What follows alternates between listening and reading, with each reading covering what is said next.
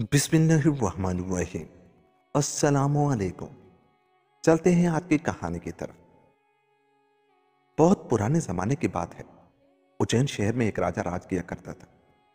राजा के राज में उज्जैन नगरी में चैन की बंसुरी बजती थी। हर तरफ खुशहाली, ईमानदारी और इंसाफ का दौर दौरा था। रियाया अपने राजा और राजघराने से बहुत मोहब्बत करती थी। जितना हर दिल अजीज राजा था, उतना ही हर दिल अजीज राजकुमार भी था। राजकुमार अपनी रहमदिली, खुशमजाजी और रियाया परवरी के लिए पहचाना जाता था।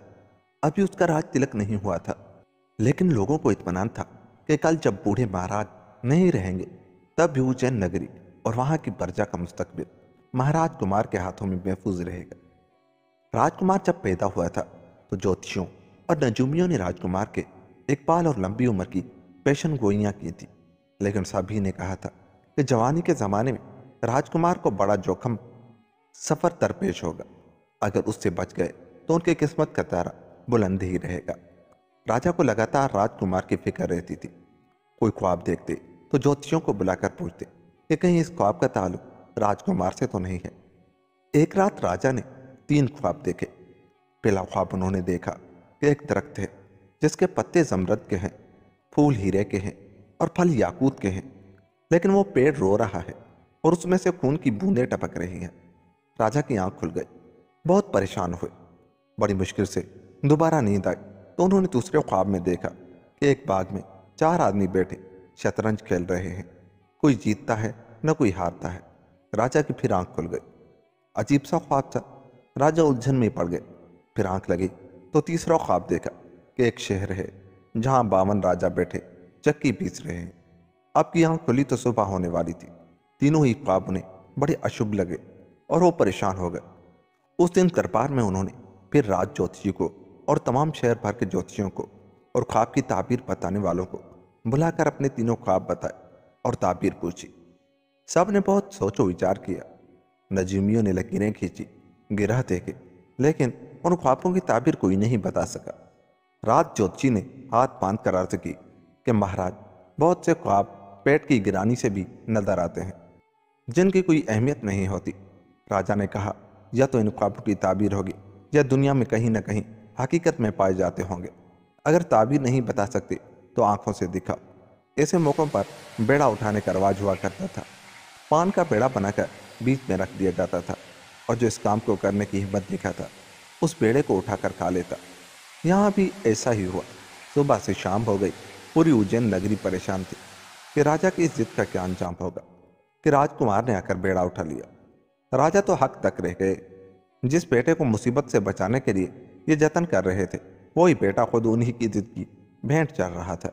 यानी अनचाहे तौर पर वो खुद ही बेटे को इस मुसीबत में ढकेल रहे थे, जिसकी पेशन गोई राजकुमार के बचपन में ज्योतिषियों ने की थी और जिससे बचाने की वो आज तक कोशिश करते आए थे। राजकुमार ने बाप को समझाया कि फिक्र मत कीजिए, अगर मेरी कुंडली में ये लिखा है तो मुझे भोगना ही पड़ेगा। होनी को कौन टाल सका है। राजकुमार ने वादा किया कि वो उन ख्वाबों को हकीकत में आंखों से दिखाएगा। राजकुमार ने शाही लिबास उतारकर आम आदमियों के जैसे कपड़े पहने, अशरफियां साथ ली, माता पिता के पैर छुए और अपने चहेते घोड़े पर बैठकर अनजानी मंजिल की तरफ रवाना हो गया। दिन भर सफर करता और रात को किसी बस्ती में बाग में खंडर में सो रहता। एक शाम वो एक बाग में जा पहुंचा। बहुत बड़ा बाग था, लेकिन सब झाड़ झंगाड़ पड़ा था। अंधेरा होने लगा था, इसलिए राजकुमार ने तय किया कि वो दिन में पूरे बाग का चक्कर लगाएगा। बाग के एक कोने में कुआं था, वहीं बैठकर उसने रोटी खाई, कुएं से ठंडा पानी निकाल कर पिया और एक तरफ लेट कर सो गया। आधी रात गुजरी होगी कि बड़ी तेज आंधी आई और उसके साथ किसी बहुत बड़े जानवर के गुर्राने की सी आवाज आई। राजकुमार एक घने पेड़ के ऊपर छुप कर बैठ गया। तारों की छांव में उसने देखा कि एक बहुत ही लंबा चौड़ा काला देव बड़े बड़े कदम रखता हुआ आ रहा है। उसकी आंखें अंधेरे में लाल चरागों की तरह नजर आ रही थी। जब वो काफी दूर निकल गया तो राजकुमार भी दरख्त से नीचे उतर आया। डर के मारे पसीने पसीने हो रहा था। फिर नींद भी नहीं आई। सुबह के करीब फिर वैसी ही गुर्राहटें सुनाई दी। तेज हवा चली और देव वापस बाग से बाहर चला गया। जब अच्छी तरह उजाला फैल गया तो राजकुमार ने रात की बची हुई रोटी खाई, कुएं से पानी निकाल कर नहाया और बाग देखने निकल पड़ा। बाग बहुत बड़ा था और उसके बीचों बीच एक बारादरी बनी हुई थी। बारादरी में कदम रखा तो हक्का बक्का रह गए। पलंग पर एक बहुत ही खूबसूरत औरत लेटी थी, लेकिन ये क्या, उसका सर गर्दन से कटा हुआ अलग रखा था और धड़ अलग था। सराहने और पायती फूलों की छड़ियां रखी थी, और उससे भी अजीब बात यह कि औरत के सिरहाने एक पेड़ लगा था जिसमें जमरद के पत्ते, हीरे के फूल और याकूत के फल लटक रहे थे। राजकुमार ने करीब जाकर देखा। औरत की आंखें खुली हुई थीं और उनसे खून के आंसू बह रहे थे। राजकुमार को अपने बाप का एक ख्वाब हकीकत के रूप में सामने नजर आ रहा था, लेकिन उसकी समझ में नहीं आया कि क्या करे। उसे लगा कि हो न हो इस देव का भी इस सब से कुछ ताल्लुक है। उसने तय किया कि उस बाग में 2-4 दिन रुककर हालात का जायजा लेना चाहिए। जल्दबाजी कहीं खेल ही न खराब कर दे। दिन भर वो इधर उधर घूमता रहा। बाग के कुछ दरख्तों पर फल लग रहे थे। उसने फल तोड़कर पेट भरा और शाम होने के बाद अपने अपने कोने में जाकर लेट गया। आधी रात फिर वैसी ही आंधी आई। गरहाटें सुनाई दी। 2 चराग जैसी आंखें दिखाई दी। मांसगंध मांसगंध चिल्लाता हुआ द्यो बाग में आया और बारातरी की तरफ चला। जब वो आगे बढ़ गया तो राजकुमार पेड़ों में छुपता छुपाता वहां पहुंचा और एक पेड़ पर चढ़कर चुप कर बैठ गया। क्या देखता है कि द्यो ने उस मुर्दा औरत के सिरहाने की फूलों की छड़ियां पायती रखी और पायती की सिरहाने रखी, और वो औरत जिंदा होकर बैठ गई, जबकि वो अजीब व गरीब पेड़ गायब हो गया। जो औरत के लिए फल, मेवे, मिठाइयाँ लाया था, उसे खिलाने की कोशिश कर रहा था, लेकिन औरत बराबर रोए जा रही थी और कह रही थी कि वो घर जाना चाहती है। जो कह रहा था कि अब वो कभी घर नहीं जा सकती क्योंकि वो उसे पसंद आ गई है और वो उसे अपनी रानी बनाएगी। देव ने औरत से अपने हाथ पांव दबवाए और पूछा कि यहाँ कोई आदमी तो नहीं आया था, क्योंकि उसे आज यहाँ इंसान की बू आ रही है। औरत ने जवाब दिया, यहाँ कौन आएगा, और इंसान तो मैं भी हूँ, मेरी ही बू होगी। गर्द इसी तरह सुबह होने लगी तो देव ने पास रखी हुई तलवार से औरत का सर काटा। औरत की गर्दन से खून की बूंदें टपकी। उनसे दरख्त बना, पत्ते लगे, फूल लगे, फल लगे। फिर उसने सिराने और पैंती की छड़ियों की अदला बदला की और गिराता फुंकारता वापस चला गया। उसके जाने के बाद राजकुमार पेड़ से उतरा और उजाला फैलने का इंतजार करता रहा। जब दिन निकल आया तो उसने बारादरी में जाकर औरत के सिराने और पैंती की छड़ियां बदली तो औरत उठकर बैठ गई। उसने हैरानी से पूछा, तुम कौन हो भाई, और मुझे क्यों जिंदा किया? मैं आज साल भर के बाद दिन की रोशनी देख रही हूँ। राजकुमार ने जवाब दिया कि मैं एक मुसाफिर हूँ, रात गुजारने के लिए इधर निकल आया था। रात को देव को तुम्हें जिंदा करता देखकर छुप गया था। तुम बताओ तुम कौन हो और इस देव के जंगल में कैसे फंस गई? औरत ने कहा, मैं अपने मुल्क की शहजादी हूँ। एक रात महल की छत पर खड़ी चांदनी का लुत्फ ले रही थी कि ये देव मुझे उठा लाया और मुझे यहाँ कैद कर रखा है। ये जादू की तलवार है और ये जादू की छड़ियाँ हैं जिनसे मुझे रोज कत्ल कर जाता है और रात को जिंदा कर देता है। रात तुम यहाँ छुपे थे, इसलिए वो कह रहा था कि उसे आदमी की बू आ रही है।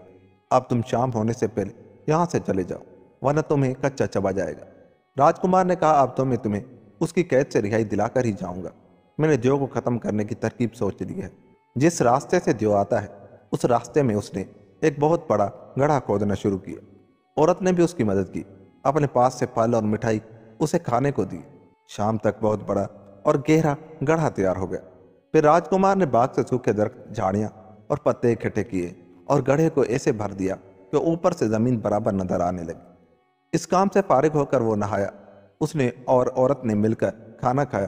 फिर राजकुमार ने जादू की तलवार से औरत का सर काट कर छड़ियां बदली।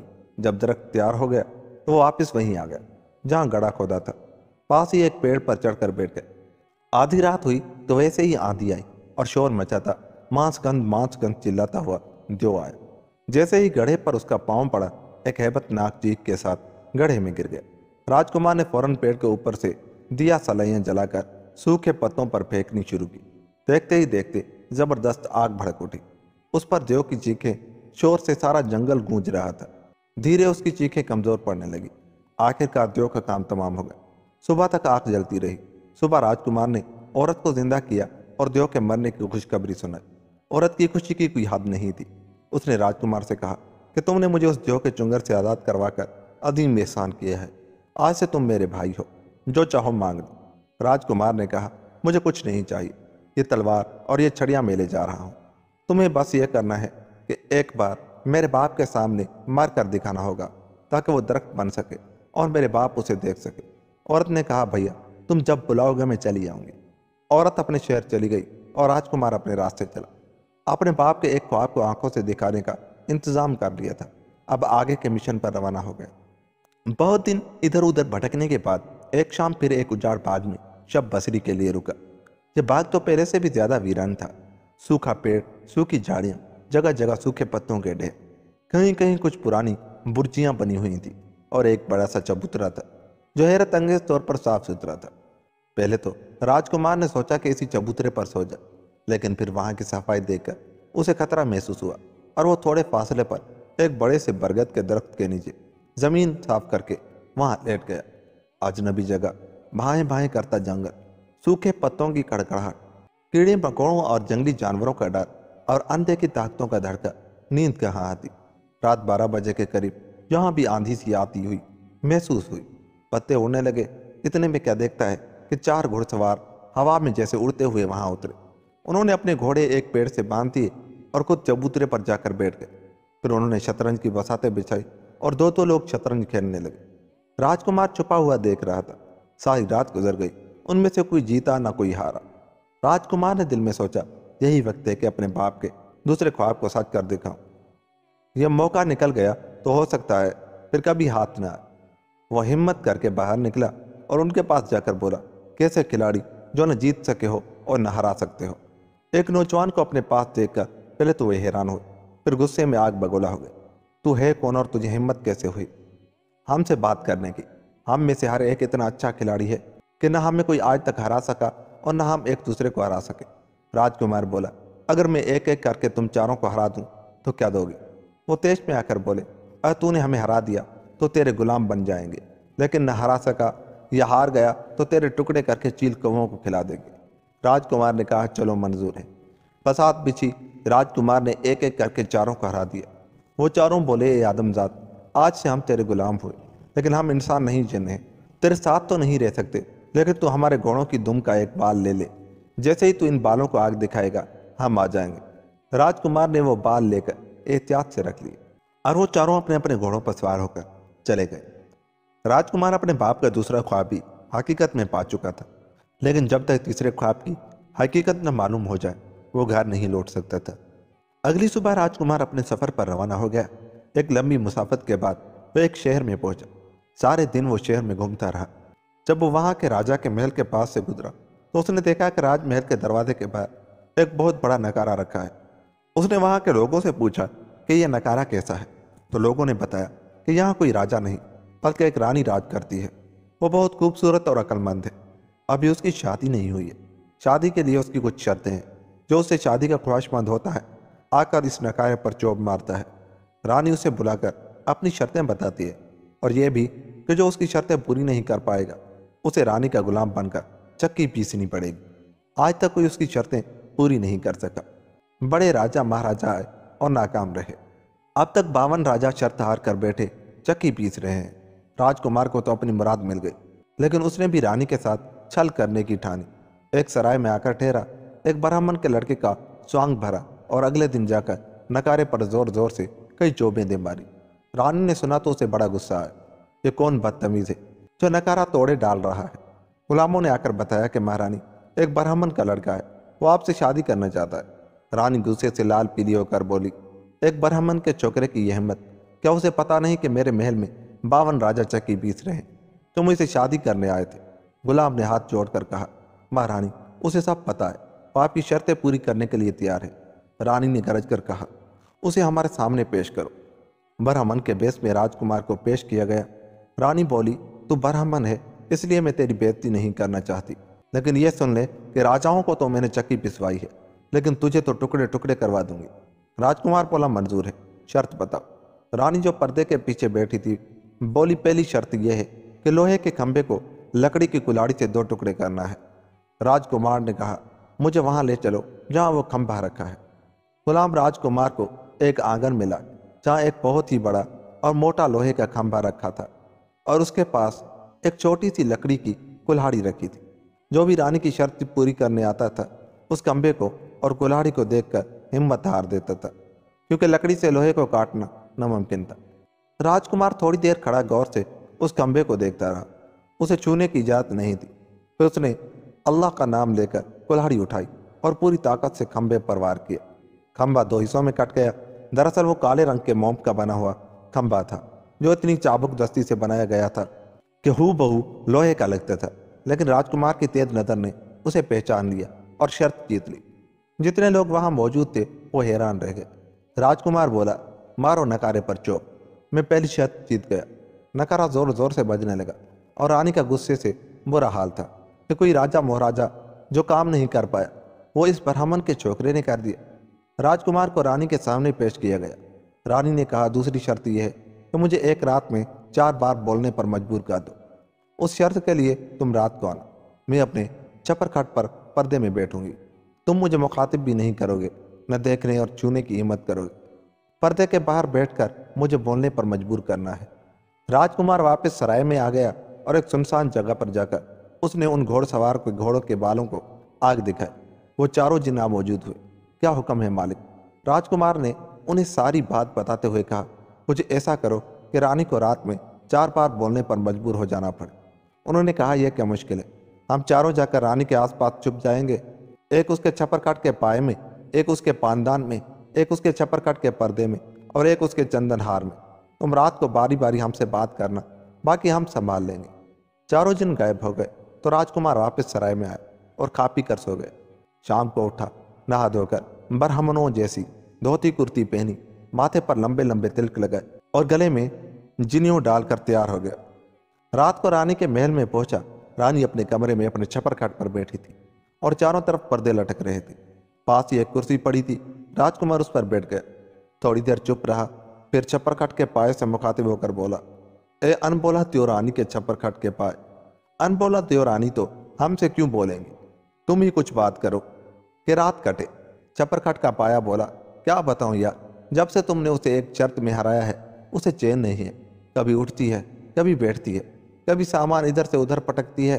हम पायों का बुरा हाल है और तुम सारी शर्तें जीत जाओ ना तो उसे मजा चखाना। राजकुमार बोला, नहीं, ऐसी बात मत करो जिससे रानी को गुस्सा आए। ऐसी बात करो कि रात कटे। पाए में से आवाज आई, ऐसी बात है तो चलो आज मैं तुम्हें एक कहानी सुनाता हूँ। बहुत पुरानी बात है कि किसी शहर में 4 दोस्त रहते थे। एक सुनार का लड़का, एक बढ़ी का लड़का, एक दर्दी का लड़का और एक राजा का लड़का।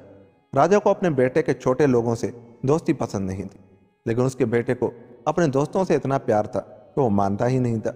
एक बार राजा का बेटा राजा से छुपकर अपने तीनों साथियों के साथ शिकार पर निकल गया। जंगल में चारों दोस्त रास्ता भटक गए। रात हो गई तो चारों परेशान हो गए। राजा के बेटे को यह फिक्र थी कि राजमहल में उसकी तलाश हो रही होगी। बाकी तीनों को यह फिक्र कि रात को कोई जंगली जानवर आकर उनका सफाया न कर जाए। आखिर ये तय हुआ कि सारी रात चारों एक एक करके बारी बारी पहरा देंगे और 3 दोस्त सोएंगे। इस तरह चारों को नींद भी मिल जाएगी और पहरा भी हो जाएगा। सबसे पहले जागने की बारी बढ़ई के बेटे की थी। उसे नींद आने लगी तो उसने सोचा कि कोई काम करूं ताकि नींद भाग जाए। उसके औजारों का थैला उसके पास था। उसने जंगल में से लकड़ी ली और अपने औजारों से उस लकड़ी की एक गुड़िया बना दी। उसका पहरे देने का वक्त खत्म हो रहा था तो उसने दर्जी के बेटे को जगाया, उठो अब तुम पहरा दो, मैंने सोने जाना है। दर्जी के लड़के ने देखा कि बढ़ई का लड़का तो अपना हुनर दिखा गया, लो अब मैं भी अपना हुनर दिखाऊं। उसके झोले में भी सिलाई का सामान पड़ा हुआ था। उसने अपनी कमीज उतारी और उसे काट कर गुड़िया के लिए कपड़े सिए, उसे पहना दिए। इतनी देर में उसका पहरे देने का वक्त खत्म हो गया। उसने सुनार के लड़के को जगाया और खुद सोने चला गया।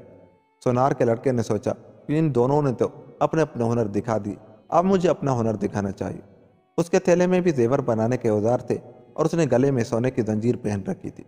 उसने झट जंगल से लकड़ियां इकट्ठी करके आग जलाई और अपनी जंजीर पिघलाकर गुड़िया के लिए जेवर बनाए और उसे पहना दिए। फिर उसने राजा के लड़के को पहरा देने के लिए उठा दिया।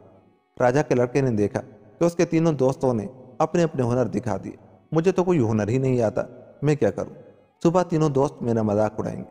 इससे तो अच्छा है कि मैं अपनी जान ही दे दूं। उसके पास तलवार थी। वो तलवार से अपना गोश्त काट काट कर सुनार की जलाई हुई आग में डालता जाता था और रोता जाता था। इतने में एक खुदा रसीदा बुजुर्ग इधर से गुजरे। उन्होंने कहा, बेटा ये क्या कर रहे हो? खुदकुशी करना गुनाह है। राजा के लड़के ने कहा, बाबा मैं क्या करूं? मेरे तीनों दोस्तों ने अपना हुनर दिखा दिया, मुझे कुछ आता नहीं। सुबह ये मुझ पर हंसेंगे, मैं ये जिल्लत नहीं सह सकता। उन फकीर साहब ने अल्लाह से दुआ की और उस गुड़िया में जान पड़ गई। वो जीती जागती बच्ची में बदल गई। छपरखाट के पाए ने कहानी खत्म करके राजकुमार से पूछा, क्या कहते हो? सबसे अच्छा काम किस लड़के ने किया? राजकुमार ने जवाब दिया, सबसे अच्छा काम बढ़ई के लड़के ने किया, जिसने गुड़िया बनाई। पाया बोला, नहीं, सबसे अच्छा काम दर्जी के लड़के ने किया, जिसने गुड़िया का तन ढक दिया। दोनों में गर्मा गर्म बहस होने लगी। आखिरकार रानी से रहा नहीं गया। उसने छप्पर खट के पाए पर छड़ी मारते हुए कहा, बेवकूफो, उसका नाम कोई नहीं लेगा जिसने उस गुड़िया में जान डलवा दी। राजकुमार ने जोर से आवाज लगाई, मारो नकारे पर चोप। अनपोला जो रानी एक बार बोल दी। रानी बोलने को तो बोल दी, लेकिन अब बचता रही थी और गुस्से में बल खा रही थी। फिर राजकुमार ने रानी के पानदान को मुखातिब किया, रानी के पानदान, रानी तो हमसे क्यों ही बात करेंगी, तुम ही कोई बात करो कि रात कटे। पानदान में बैठा जिन बोला, ए भैया क्या बताऊं, जब से तुम शर्तें जीतने लगे हो तब से मेरी तो शामत आई हुई है। सबसे ज्यादा गुस्सा तो रानी मुझ पर ही उतार रही है। कभी उठाकर पटकती है, कभी खोलती है, कभी बंद करती है। मेरा जोड़ जोड़ दर्द कर रहा है। तुम अगर सारी शर्तें जीत जाओ ना तो अपनी बांदी बनाकर रखना। राजकुमार ने कहा, ऐसी बात मत करो जिससे रानी न खुश हो, ऐसी बात करो जिससे रात कटे। पानतान बोला, तो चलो मैं भी एक कहानी सुनाता हूँ। बहुत पुरानी बात है। किसी शहर में एक राजा राज करता था। राजा के एक ही बेटी थी, बहुत सुंदर, बहुत कनवती। राजा की ख्वाहिश थी कि राजकुमारी की शादी किसी असली राजकुमार से हो, यानी ऐसा राजकुमार जिसके खून में कहीं से कहीं तिलक कोई मिलावट ना हो। असली राजकुमार फूल की तरह नाजुक और हसास होता है, जो ऐसी चीजें भी महसूस कर लेता है जो आम आदमी महसूस नहीं कर सकता। राजकुमारी के लिए बहुत से राजाओं महाराजाओं के रिश्ते आए, लेकिन राजा किसी से भी मुतमिन नहीं हुआ। आखिर में 3 राजकुमार आए जिन्होंने यह दावा किया कि वही असली राजकुमार हैं और उनकी रगों में खालिस शाही खून दौड़ रहा है। राजा ने उनकी जांच करने का फैसला किया। उसने उन तीनों को अलग अलग महल में 3 निहायत सजे सजाए आरामदाह कमरों में ठहराया था, जहां रेशम का बिछौना, नरम और गद्देदार बिस्तर थे। हर तरफ सुकून और खामोशी भी और हर तरह का आराम था। सुबह जब तीनों राजकुमार दरबार में पहुंचे तो राजा ने पूछा, कहिए कंवर, रात को नींद कैसी आई? सबसे बड़ी उम्र वाले राजकुमार ने कहा, मैं रात भर बदबू के मारे सो नहीं सका। सारी रात सर के दर्द से तड़पता रहा।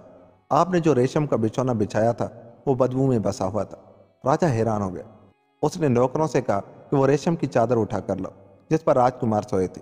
चादर लाई गई। सारे दरबारियों ने उसे सूंघा, लेकिन उसमें तो इत्र की खुशबू आ रही थी, किसी को कोई बदबू नहीं आई। उस दुकानदार को बुलाकर पूछा कि रेशम उसने कहाँ से ली। उसने बुनकर का पता बताया। बुनकर को बुलाया तो उसने रेशम इकट्ठा करने वाले का पता बताया। रेशम वाले ने उस जगह का पता बताया जहाँ के दरख्तों से उसने रेशम इकट्ठा किया था।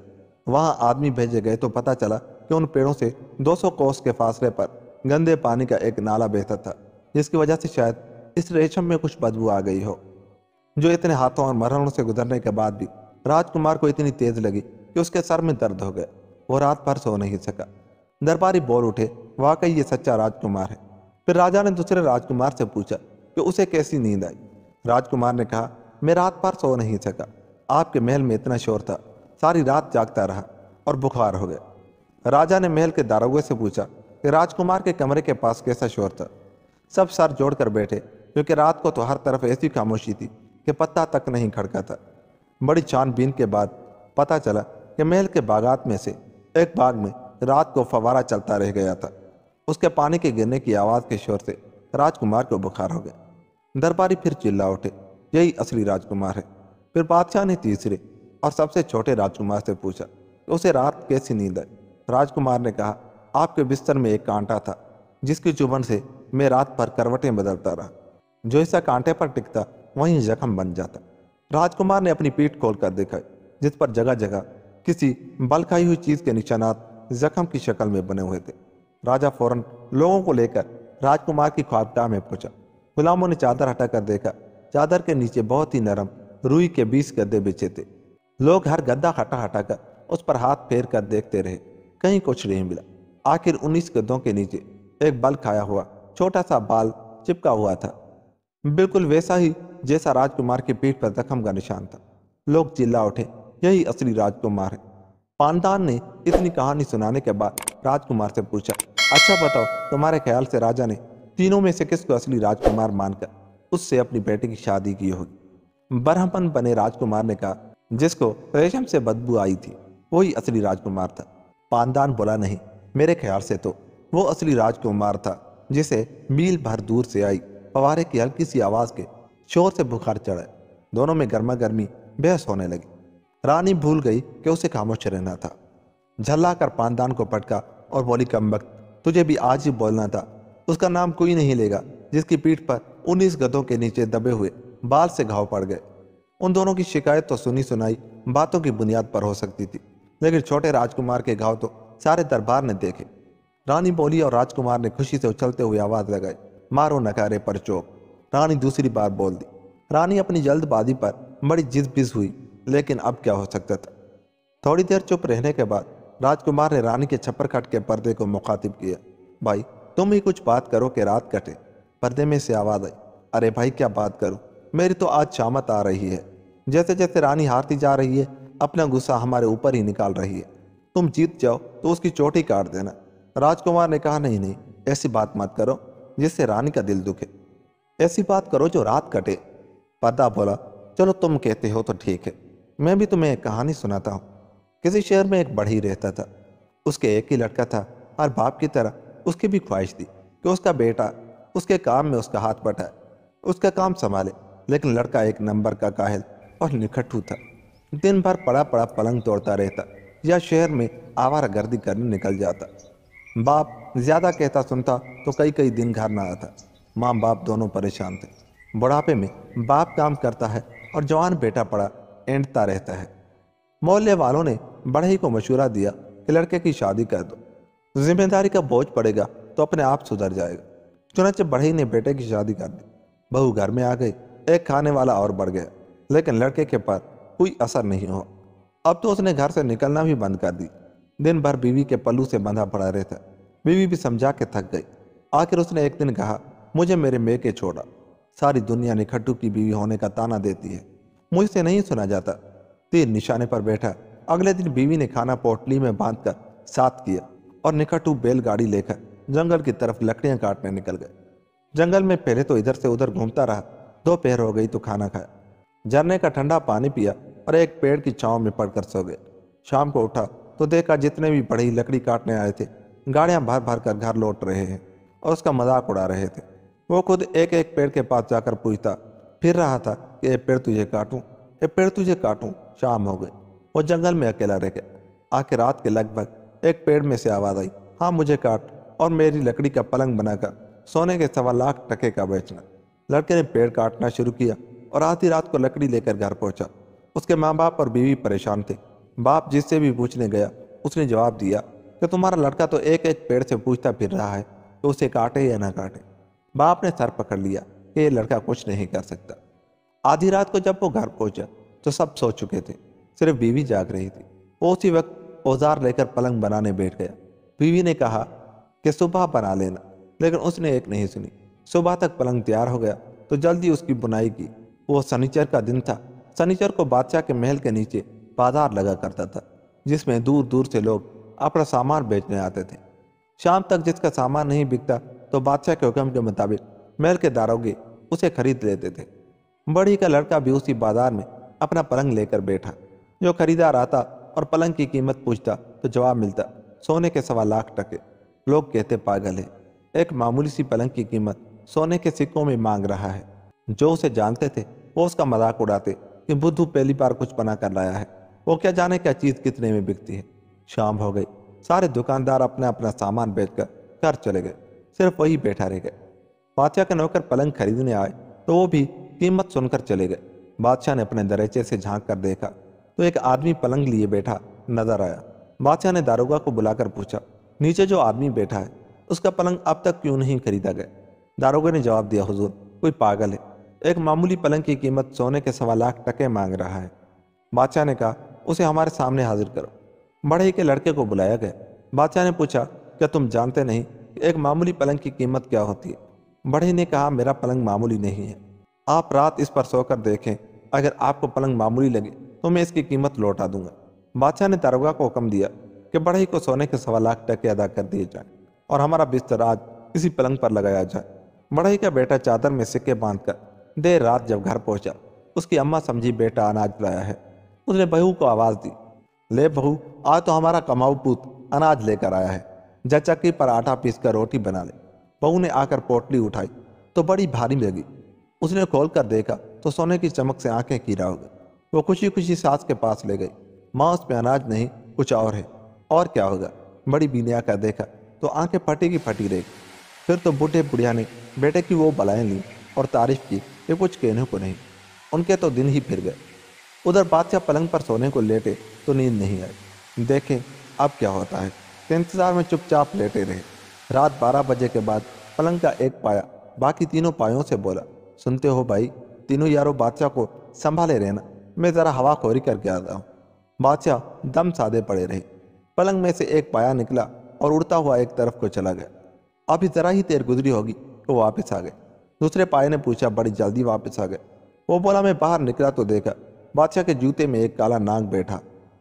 मैंने सोचा अब यही हमारे मालिक हैं, उनकी जान बचानी फर्ज है।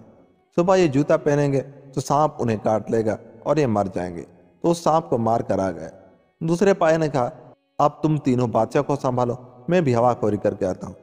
फिर खट से आवाज आई और दूसरा पाया उड़ता हुआ दरवाजे से निकल गया। थोड़ी देर में वो भी वापस आ गए। तीसरे पाये ने पूछा, क्या बात है, तुम भी जल्दी वापस आ गए? वो बोला, मैं बाहर निकला तो देखा दो चोरों ने बादशाह के खजाने में नकब लगा रखी है और खजाना लूट कर ले जा रहे हैं। मैं उन दोनों चोरों को मार आया।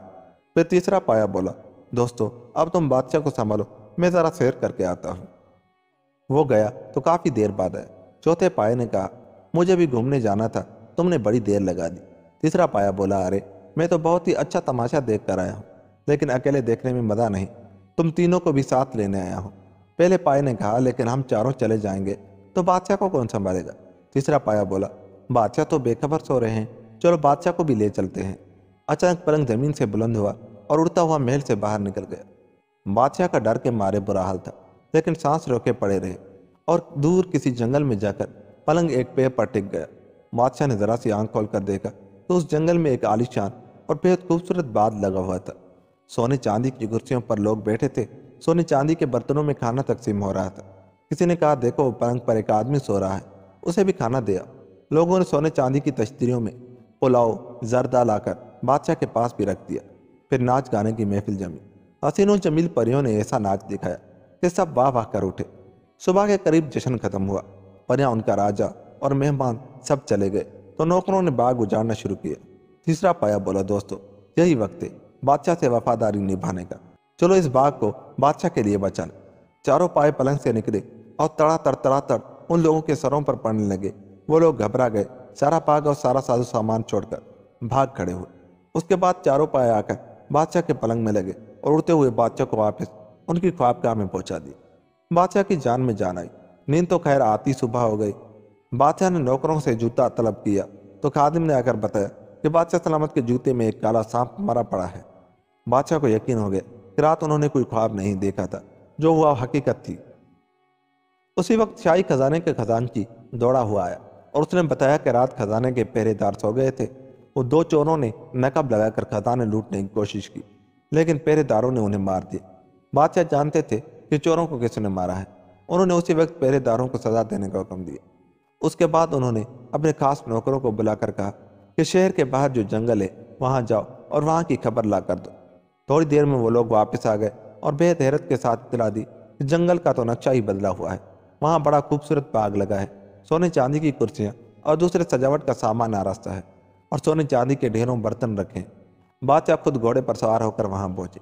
ये वही बाग था जो उन्होंने रात को देखा था। यहाँ इतना सोना और चांदी था जितना बादशाह के पूरे खजाने में भी नहीं था। बादशाह ने बढ़ई के लड़के को बुलाकर इनाम व इकराम दिया और सारा सोना चांदी अपने खजाने में जमा करवा लिया। कहानी खत्म करके फिर राजकुमार में और पर्दे में छुपे हुए जिन में बहस छिड़ गई। राजकुमार कह रहा था वो पाया सबसे अच्छा था, जिसने सांप को मारकर बादशाह की जान बचाई, और पर्दा कह रहा था कि वो पाया अच्छा था जिसने चोरों को मारकर बादशाह का खजाना बचाया। बहस जब हाथ से बढ़ी तो रानी बेख्तियार बोल उठी, बेवकूफ़, उसका नाम कोई नहीं लेगा जिसने लगा लगाया बाग और मनो सोना चांदी बादशाह को दिलवा दी। राजकुमार ने हांग लगाई, मारो नकारे पर चोप। रानी तीसरी बार बोल दी। रानी के गुस्से और अफसोस में आंखों से आंसू निकल आए, लेकिन उसने तय कर लिया कि वो अब नहीं बोलेगी। रात का आखिरी पहर था। राजकुमार ने रानी के चंदन हार को मुखातिब किया। रानी के चंदन हार, रानी तो हमसे क्यों बोलेंगी, तुम ही कोई बात करो जो रात कटे।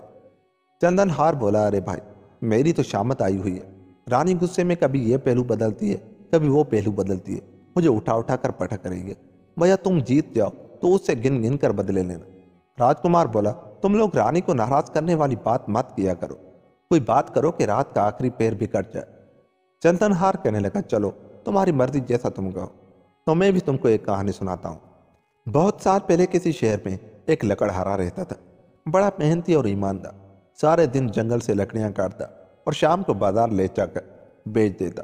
जो पैसे मिलते उससे अपना और अपने बाल बच्चों का पेट भरता। उसके 4 बेटे थे, चारों बहुत ही होनहार और समझदार थे। उन्हें एहसास था कि उनके माँ बाप उनके लिए कितनी मेहनत करते हैं। खुद भूखे सो रहते हैं लेकिन उन्हें अच्छा खाना खिलाते हैं। खुद पेवन लगाकर गुजारा कर लेते हैं लेकिन उन्हें बढ़िया कपड़ा पहनाते हैं। एक दिन लकड़हारे को जंगल में एक चमकदार पत्थर पड़ा नजर आया। वो उसे उठाकर लाया और अपने घर के ताक में डाल लिया कि बच्चे खेलेंगे। रात को उसकी बीवी झोंपड़ी में चिराग जलाने आई तो उसने देखा कि ताक में तो बड़ा रोशन चिराग चल रहा है जिसमें से किरणें फूट रही हैं। उन्हें लकड़हारे को बुलाकर दिखाया। लकड़हारा फौरन समझ गया कि यह कोई बहुत ही कीमती पत्थर है जो हमारे बच्चों के नसीब से मिला है ताकि उनकी अच्छी परवरिश हो सके। उसने वो पत्थर जोहरी को दिखाया। जोहरी ने देखते ही पहचान लिया कि वो हीरा था जिसकी कीमत का अंदाजा करना ही मुश्किल था। फिर भी जोहरी ने लकड़हारे को उस पत्थर की अच्छी कीमत दे दी। लकड़हारा उसी में खुश हो गया। उन पैसों से उसने लकड़ी की टाल खोल ली, छोटा मोटा मकान बना लिया। उसका कारोबार अच्छा चला। दोनों मियाँ बीवी ने अपनी सारी जिंदगी अपने चारों बेटों को अच्छे से अच्छे तरीके पर परवरिश करने पढ़ाने लिखाने में लगा दी। तीनों बेटों की शादी कर दी और अपना कारोबार बेचकर सारा पैसा चारों बेटों में बराबर बांट दिया। उन पैसों से बेटों ने अलग अलग कारोबार शुरू किया, कामयाब रहे, बहुत तरक्की की और लाखों में खेलने लगे। चारों बेटों को एहसास था कि उनकी ये तरक्की और ऐशो आराम उनके माँ बाप की कुर्बानियों का नतीजा था। इसलिए उन्होंने सोचा कि उन्हें अपने माँ बाप के लिए कुछ ऐसा करना चाहिए जिससे माँ बाप का कुछ कर्ज उतार सके। बड़े बेटे ने अपने माँ बाप के लिए एक शानदार और खूबसूरत मकान बनवा दिया जिसमें आराम की हर चीज मौजूद थी। दूसरे बेटे ने घर के सामने जमीन लेकर एक खूबसूरत बाग लगवा ली और एक तालाब खुदवाया, उसमें नाव डलवाई ताकि उसके माँ बाप तफरी कर सके। तीसरा बेटा माँ बाप को चारों धाम की यात्रा पर ले गया और गंगा जमुना में स्नान करवा लाया। फिर तीनों बेटे अपने अपने बीवी बच्चों के साथ अलग अलग मकानों में रहने लगे। इस अरसे में लकड़हारा उसकी बीवी बुढ़ापे की सरहदें पार कर चुके थे और तरह तरह की बीमारियों में गिरफ्तार थे। लकड़हारे की बेनाई जाती रही और उसकी बीवी घुटनों के दर्द की वजह से चलने फिरने से माजूर हो गई थी। इतने बड़े घर और बाग में दोनों बूढ़े बुढ़िया अकेले थे। उनके चौथे और सबसे छोटे बेटे ने उनके लिए कोई बड़ा काम तो नहीं किया लेकिन अपनी सारी जिंदगी माँ बाप की खिदमत के लिए वक्फ कर दी। उसने शादी भी नहीं की कि कहीं बीवी बच्चे उसे उसके फर्ज से गाफिल न कर दें। उसने अपना कारोबार भी अपने मुंशी को सौंप दिया। जब तक वो जिंदा रहे छोटा बेटा बाप की आंखें और माँ बाप की लाठी बनकर रहा। चंदनहार ने कहानी खत्म करके कहा, मेरे ख्याल में सबसे ज्यादा सवाब का काम बड़े बेटे ने किया। लकड़हारे उसकी बीवी ने सारी जिंदगी छोटे मकान में गुजारी थी, उसने माँ बाप के लिए शानदार घर बनवाया। राजकुमार बोला, नहीं, सबसे ज्यादा पुण्य का काम तो तीसरे बेटे ने किया जिसने माँ बाप को चारों धाम की तीर्थ यात्रा करवा के उनका परलोक सुधार दिया। दोनों में जम के बहस हुई। रानी से रहा नहीं गया। उन्हें चंदनहार उतार कर फेंकते हुए कहा, कम बख्तो, उसका नाम कोई नहीं लेगा जिसने अपनी सारी जिंदगी बूढ़े अंधे और माजूर माँ बाप की खिदमत में लगा दी। रानी बोली और राजकुमार उठकर खड़ा हो गया। खुशी से चिल्लाते हुए उसने आवाज लगाई, मारो नकारे पर चोप। अनबोला द्यो रानी एक रात में 4 बार बोल दी। मैं जीत गया। रानी दिल में तो बहुत उदास और नाराज थी लेकिन बज़ाहिर सख्ती से उसने कहा, ज्यादा खुश होने की जरूरत नहीं है, अभी मेरी एक शर्त बाकी है। राजकुमार ने कहा, वो भी बता दो। रानी ने जवाब दिया, मेरी आखिरी शर्त एक पहेली है और उसका सही जवाब नहीं दे सके तो सारी कामयाबियां हवा हो जाएंगी। राजकुमार ने कहा, पहेली बूझो। रानी ने कहा, पहेली यह है कि जनीना बेहाई माँ ने बेटे पर सवारी ली। राजकुमार दिल ही दिल में हंस पड़ा। वो वाकया तो खुद ही उसके राजे से मुतालिक था। उसने पहेली बूझते हुए कहा, यह उज्जैन नगरी की बात है। उज्जैन के राजा ने अरब से बहुत ही आला नस्ल के घोड़े मंगवाए। वो चाहते थे कि उन घोड़ों की नस्ल को अपने मुल्क में बढ़ाएं। उन्होंने उन अरबी घोड़ों को देसी घोड़ियों के साथ बंधवा दी। घोड़ियां गर्भवती हो गई लेकिन जब पैदाइश का वक्त आया तो वो देसी घोड़ियां अरबी घोड़ों के बच्चों को जन्म नहीं दे सकी। राजा के हुक्म से घोड़ियों का पेट काटकर बच्चे निकाले गए और उन घोड़ियों की खाल से घोड़ों की पीठ पर डाली जाने वाली जेन बनाई गई। जब वो बच्चे बड़े हुए तो उनकी पीठों पर उनकी माओं की खाल की जीन डाली गई। इस तरह जने और ब्याह बगैर माँ ने बेटों पर सवारी की। पहेली का जवाब देकर ब्राह्मण बना राजकुमार चला गया। रानी दुख से रो पड़ी। मेरी भी क्या किस्मत थी, राजे महाराजे मेरी किस्मत में नहीं थे। एक ब्राह्मण का छोकरा था और वो भी छोड़कर चला गया। रोते रोते आंसू पोंछने के लिए उसने अपना आंचल उठाया जो छप्पर काट के नीचे लटक गया था। उसने देखा कि आंचल पर कुछ लिखा हुआ था। उसने फौरन आंखें साफ की और पढ़ा। लिखा था, मैं राजा उज्जैन का तुझे छलने आया था। जब तेरा बेटा आकर मुझे छलेगा तब तुझे लेकर जाऊंगा। रानी रोते रोते हंस पड़ी। दिल को सुकून हुआ कि चलो किसी ब्राह्मण से नहीं हारी, मुझे हराने वाला तो मुझसे भी बड़ा राजा है। उधर राजकुमार ने उन 52 राजाओं को आज़ाद करवाया और उन्हें एक एक कर साथ लेकर चला कि पहले आप लोगों को मेरे पिताजी के सामने चक्की पीस कर दिखाना है, फिर आप लोग अपने अपने राज्य के जा सकते हैं। वो सब राजकुमार के एहसानमंद थे, फौरन राजी हो गए। उज्जैन पहुंचकर राजकुमार ने अपने बाप को उसके तीनों ख्वाब सच करके दिखाए। राजा बेटे की जुदाई में परेशान थे। उन्होंने राजपाट बेटे को सौंपा और खुद इबादत में लग गए। उधर रानी भी हार मानने वाली नहीं थी। उसने नाचने गाने वाली खूबसूरत और कम उम्र लड़कियों की एक मंडली तैयार की और उज्जैन जा पहुंची। सारे उज्जैन में उस मंडली की धूम मच गई। जिसे देखो खींचा चला आ रहा है। नौजवान राजा को भी शौक हुआ। उसने मंडली वालों से कहलवाया कि राज में महल में आकर नाच रंग जमाए, बहुत इनाम मिलेगा। लेकिन मंडली की मालका ने इनकार कर दिया। उसने कहा, राजा हो या रंग, जिसे नाच देखना है और गाना सुनना है वो यहीं आए। राजा का इश्तियाक और बढ़ा। एक दिन राजा की सवारी भी नाटक मंडली देखने जा पहुंची। लड़कियों ने नाच रंग दिखाए। राजा ने खूब इनाम दिए। फिर उनके मालका से मिलने की ख्वाहिश जाहिर की। लड़कों ने कहा, हमारी मालका किसी से नहीं मिलती। राजा ने कहा, उनसे कहो उज्जैन का राजा उनके द्वारे पर आया है, क्या उसका सम्मान भी नहीं किया जाएगा। राजा को अंदर बुला लिया गया। सामने चौकी पर जो लड़की बैठी थी उसके सामने तो पूर्णमासी का चांद भी फीका था। राजा तो पलक झपकाना भी भूल गए। जब लड़की ने उठकर उन्हें सलाम किया तो वो होश में आए। लड़की ने बताया वो मुगध राज से आई है और शरीफ माँ बाप की बेटी है। क्योंकि उसके कोई भाई नहीं है इसलिए बीमार माँ बाप के इलाज के लिए पैसा जमा करने निकल खड़ी हुई है। राजा तो रोज आने लगे। उन्होंने उसे अपने हरम में दाखिल करने की बात की तो उसने कहा, मैं शरीफ जादी हूँ, आपको कोई संबंध बनाना है तो फेरे डलवाइए। राजा उसके इश्क में इतने पागल हो रहे थे कि फेरे लेने पर राजी हो गए। कुछ माह बाद जब उसने अपने देश जाने की बात कही तो राजा ने बड़ी कोशिश की कि वो यही रह जाए, अपने माँ बाप को भी बुला ले। लेकिन रानी किसी तरह नहीं मानी। मेरे माँ बाप इस उम्र में अपने वतन छोड़कर कहीं नहीं जाएंगे। राजा मजबूर हो गए। रानी ने चलते वक्त राजा से निशानी के तौर पर उनकी तलवार और अंगूठी ले ली, ताकि कभी जिंदगी में आपसे मिलना हुआ और आप भूल जाएं तो आपको याद दिला सकूं। रानी वापस अपने शहर चली आई। वो माँ बनने वाली थी। उसने एक चांद से बेटे को जन्म दिया जो हूबहू राजा की शक्ल का था। रानी ने अपने बेटे की बेहतरीन तालीम और तरबियत की। उसे किसी चीज़ की कमी महसूस नहीं होने दी। लेकिन बच्चा अक्सर पूछता था, माँ मेरे पिताजी कहाँ हैं। सब बच्चों के बाप हैं, बस मेरे ही बाप नहीं। रानी उसे बहला देती कि तुम्हारे बाप परदेश गए हैं, जब तुम 12 साल के हो जाओगे तब आएंगे। वक्त गुजरता रहा। जिस दिन राजकंवर की 12वीं सालगिरह थी वो रानी के पीछे पड़ गया। अब तो मैं 12 साल का हो गया, पिताजी नहीं आए, बताइए वो कहाँ हैं, मैं उन्हें ढूंढ कर लाऊंगा। आग पर मजबूर होकर रानी ने सारी कहानी बेटे को सुनाई। वो दुपट्टा दिखाया, अंगूठी और तलवार दिखाई। राजकंवर उसी वक्त उज्जैन जाने की जिद कर बैठा। रानी ने बहुत समझाया लेकिन वो नहीं माना। माँ, अब तो पिताजी को छल कर ही वापस आऊंगा और उन्हें आपके सामने ला खड़ा करूंगा। रानी का दिल तो नहीं चाहता था कि अपने फूल से बेटे को खतरे में डाले, लेकिन उसकी रगों में भी जिद्दी माँ बाप का खून दौड़ रहा था। उन्हें राजा की निशानियां और ज़रूरत के लिए अशरफियाँ ली और उज्जैन रवाना हो गए। 2-4 दिन उसने उज्जैन नगरी की सैर की, फिर शरारतें शुरू कर दी। तरह तरह के भेष बदलता रहता और लोगों को परेशान करता। कई औरत घड़ों में पानी भर के ले जा रही थी तो गुलेल से उनके मटके फोड़ दिए। लोग घाट पर स्नान करने पानी में उतरे तो उनके कपड़े गायब कर दिए। हलवाई का मिठाई से भरा थाल उलट दिया। नानबाई की रोटियां ले उड़े।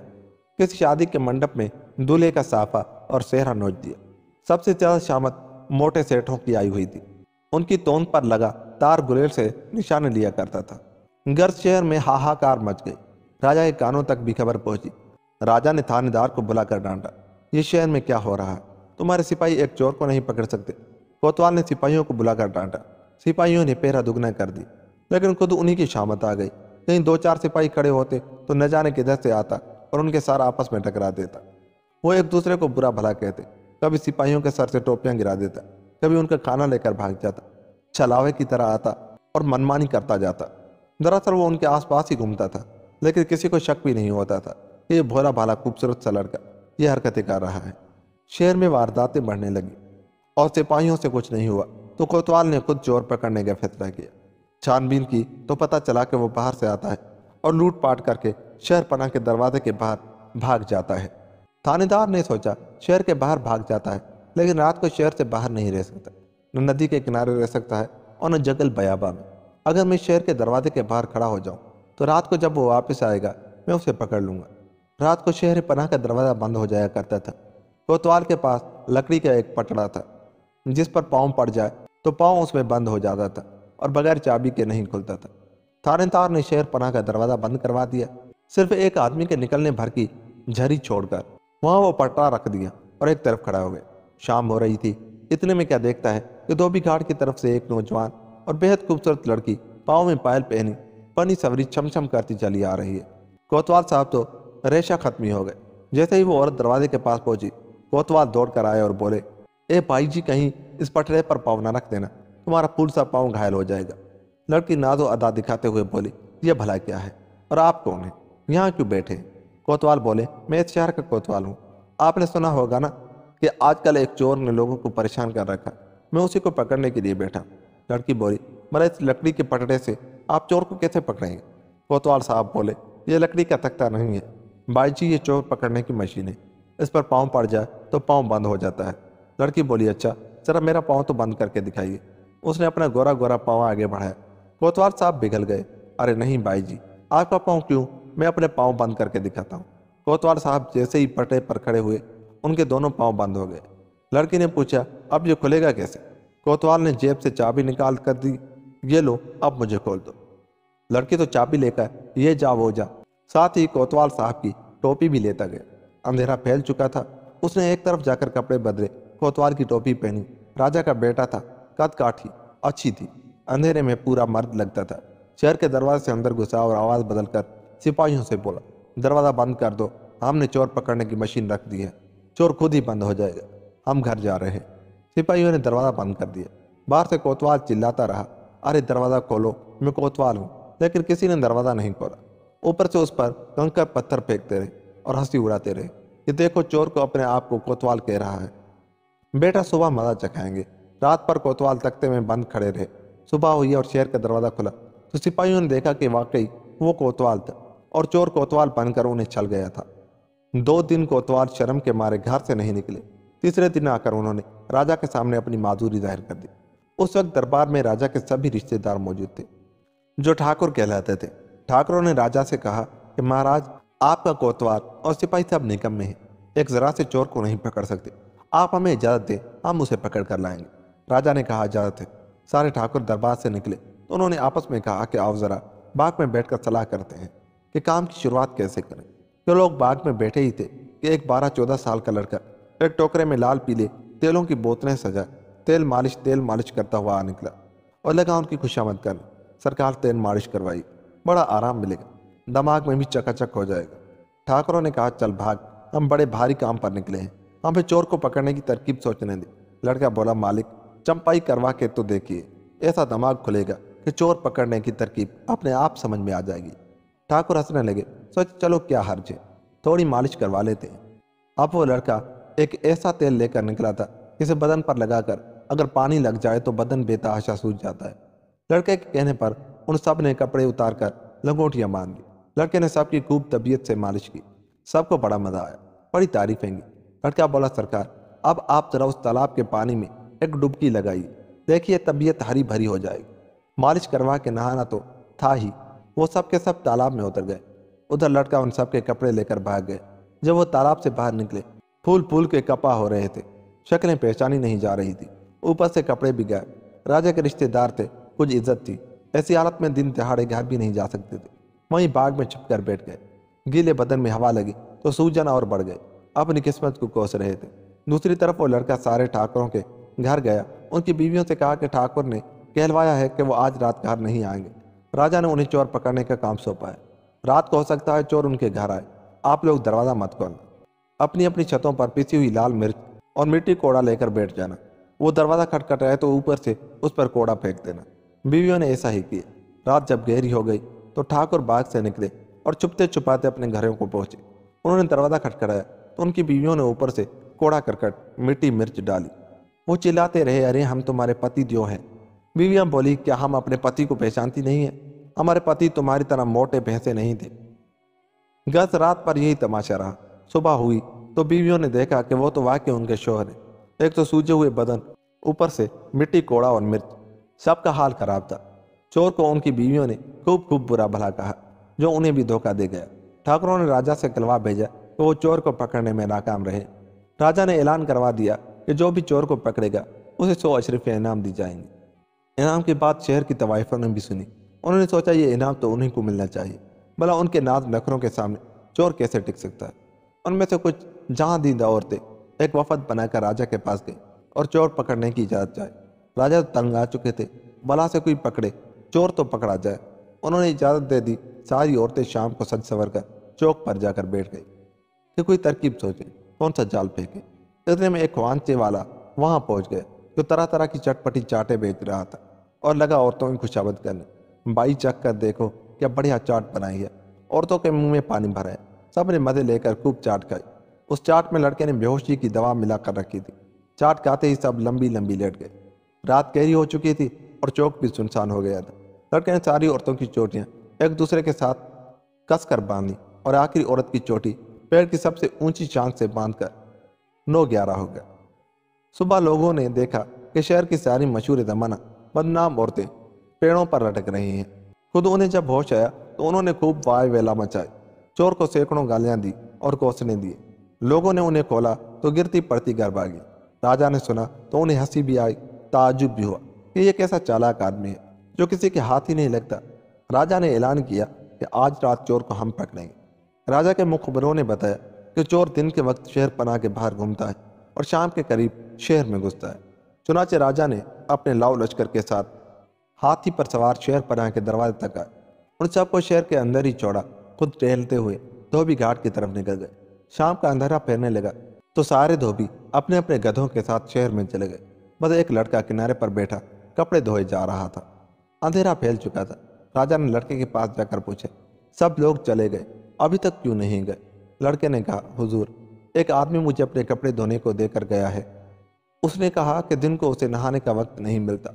वो जब तक नहा कर ना आ जाए मैं यही उसके कपड़े लेकर बैठा रहूं। देखिए, उसने मुझे एक अशरफी भी दी थी। राजा समझ गए कि जरूर यही चोर है जो रात के अंधेरे का फायदा उठाकर स्नान करने आया है।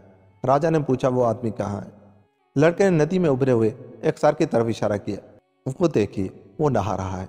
राजा ने देखा पानी में एक आदमी तैर रहा था जिसका सिर्फ सर नजर आ रहा था। राजा ने सोचा, अब बचकर कहाँ जाएगा, आज तो पकड़ा ही जाएगा। राजा ने लड़के से कहा, हम तुम्हें 5 अशरफियाँ इनाम देंगे। तुम थोड़ी देर के लिए अपनी ये धोती कुर्ती और पगड़ी हमें दे दो और हमारे कपड़े पहनकर इधर शहर के दरवाजे के करीब खड़े हो जाओ। वो जो आदमी तैर रहा है वो बहुत बड़ा चोर है। जैसे ही वो बाहर निकलेगा हम उसे पकड़ कर ले आएंगे। तुम्हें और भी इनाम मिलेगा। लड़का राजी हो गया। राजा ने उसका धोती कुर्ता पहन लिया और घाट पर बैठकर चोर का इंतजार करते रहे। इधर वो लड़का राजा के लिबास में शहर पनाह में दाखिल हुआ और फौजियों से बोला, हम महल वापस जा रहे हैं। आज चोर हाथ नहीं आया, कल पकड़ेंगे। राजा से बेहद मुशाफत और शाही लिबास की वजह से मध्यम रोशनी में लोगों ने उसे राजा समझा। वह हाथी पर बैठकर महल आ गया और राजा की ख्वाबगाह में जाकर सो गया। शहर पनाह का दरवाजा बंद कर दिया गया। राजा को बैठे बैठे जब काफी देर हो गई तो उसने आवाज दी, ओ भाई, अब बाहर निकल आओ, मुझे घर जाना है, रात बहुत हो गई है। लेकिन उधर से कोई जवाब नहीं आया। वो सर तैरते तैरते किनारे के करीब पहुंचा तो राजा ने एक कनकरी उस पर मारी। कनकरी से खट की आवाज आई तो राजा चौंके। पानी में उतरकर सर को पकड़ा तो वह लकड़ी का बना हुआ सर और चेहरा था। राजा अपनी बेवकूफ़ी पर हाथ मल कर रह गए। कम वक्त मुझे भी छल गया। दरवाजे पर आए तो दरवाज़ा बंद पाया। सिपाहियों ने कहा, राजा का हुक्म है कि रात को दरवाज़ा किसी के लिए नहीं खोल सकता। राजा कोतवाल का हार सुन चुके थे। सोचा, अपनी बेइज्जती करवाने से क्या फ़ायदा। दरवाजे के पास बैठकर सुबह गा दी। सुबह दरवाज़ा खुला तो राजा पगड़ी से मुंह छुपाकर शहर में दाखिल हुए और सीधे महल पहुंचे। महल के द्वार पाल हैरान रह गए कि राजा तो रात को आकर सो गए थे, फिर ये धोबी के लिबास में कहाँ से आ गए। पूछने की हिम्मत किसी की नहीं हुई। राजा सीधे अपनी ख्वाबगाह में पहुंचे तो देखा कि कोई उनके बिस्तर पर उनकी चादर ओढ़े सो रहा है। राजा ने चादर पकड़कर खींची तो लड़का फौरन उठकर बैठ गया। राजा को लगा कि उनकी जवानी की तस्वीर सामने है। चंद मिनट तो मबहूत से रह गए। फिर पूछा, भाई तू कौन है और क्यों मेरे पीछे पड़ा है?